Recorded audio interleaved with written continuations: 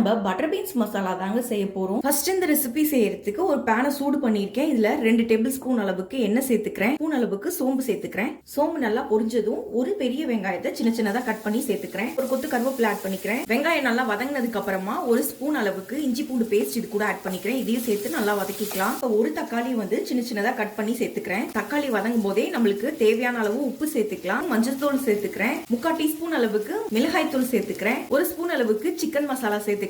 இப்போ 1/4 கிலோ அளவுக்கு butter beans உரிச்சு எடுத்துட்டு வந்திருக்கேன். இப்போ இதை இதுல ஆட் பண்ணிக்குவோம். ஃபர்ஸ்ட் இந்த பட்டர் பீன்ஸை இந்த மசாலாவோட நல்லா மிக்ஸ் பண்ணி விட்டுக்கலாம். இப்போ இந்த பட்டர் பீன்ஸ் மூழ்கிற அளவுக்கு தண்ணி சேர்த்துக்குவோம். இப்போ இதெல்லாம் நல்லா வெந்து வரட்டும். எண்ணெயெல்லாம் பிரிஞ்சு வந்திருக்கு. இப்போ இதை நல்லா மிக்ஸ் பண்ணி விட்டுக்கலாம். இப்போ இதுல 1/4 டீஸ்பூன் அளவுக்கு மிளகுத்தூள் சேர்த்துக்கிறேன். இதையும் சேர்த்து நல்லா மிக்ஸ் பண்ணிக்கலாம். இப்போ ஒரு நிமிஷம் இது நல்லா ஃப்ரை ஆகி வரட்டும். சூப்பரா ஃப்ரை ஆயிடுச்சுங்க. இப்போ ஃப்ளேம் ஆஃப் பண்ணிக்கலாம். அவ்வளவுதாங்க, நமக்கு சுவையான பட்டர் பீன்ஸ் மசாலா சூப்பரா ரெடி ஆயிடுச்சு.